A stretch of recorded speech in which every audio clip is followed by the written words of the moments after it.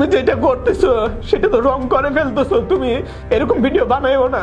আলোচিত সমালোচিত ও content creator তৌহিদ আফ্রিদি গ্রেপ্তার এখন টক অফ দি কান্ট্রি।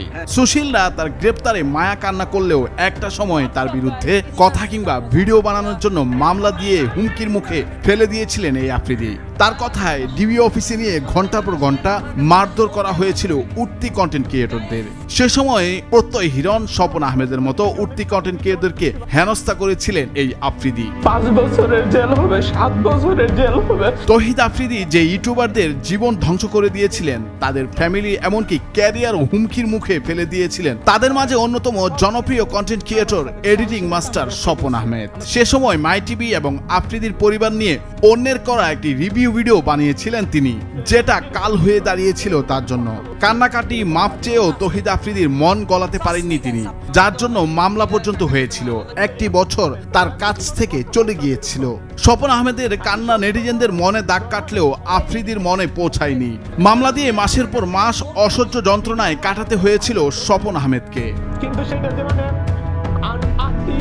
অন্যদিকে জনপ্রিয় পলিটিক্যাল কন্টেন্ট ক্রিয়েটর সায়েমকেও ডিবি অফিসে নিয়ে মারধর করা হয়েছিল আফ্রিদির বিরুদ্ধে কন্টেন্ট বানানোর জন্য।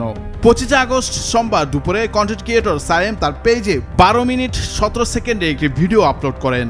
ওই ভিডিওতে আফ্রিদি কিভাবে তাকে মেরেছিল এবং তাকে পুলিশ তুলে নিয়ে গিয়েছিল সেই বর্ণনা দেন। তিনি বলেন, আজ থেকে 2.5 বছর আগে আমি তৌহিদ আফ্রিদিকে নিয়ে একটি ভিডিও বানাই। ওই ভিডিওতে আমি কিছু সত্য তুলে ধরি, কিন্তু তা দেখে তৌহিদ আফ্রিদি মেনে নিতে পারেনি। সে সময় সায়েমকে ডিবি অফিসে নেওয়া হয়েছিল। ঘন্টার পর ঘন্টা তাকে মারধর করা হয়েছিল আফ্রিদির কথা অনুসারে।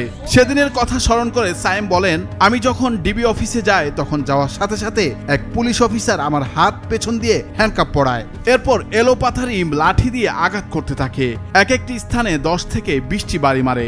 আমাকে গুমও করতে চেয়েছিল সেই পুলিশ অফিসার। এখনো আমার নাক দিয়ে মাঝে মাঝে রক্ত ঝরে।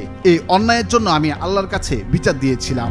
যেদিন আমি দেখলাম টাকার কাছে বাংলাদেশের পুলিশ বিক্রি হচ্ছে। ইউটিউবার ও অভিনেতা প্রত্যয় হিরণ একসময় আজাইরা লিমিটেড নামে চ্যানেল দিয়ে জনপ্রিয়তার শীর্ষে চলে যান। সে সময় আফ্রিদির সাথে টক্কর দেওয়ার মতো প্রত্যয় ছিল।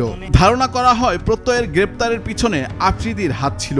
আফ্রিদি গ্রেপ্তার হওয়ার পর প্রত্যয় তার ফেসবুকে লিখেন, ডিবি আমাকে হুদায় 32টা দিন ভিতরে রাখে নাই, আজকে বাপ্পলা একসাথে ভিতরে। তিনি আরো লেখেন, আল্লাহ দিন শেষে সবাইকে নিজের জায়গা দেখিয়ে দেয়। নুরুল আফসার, বৈশাখী সংবাদ।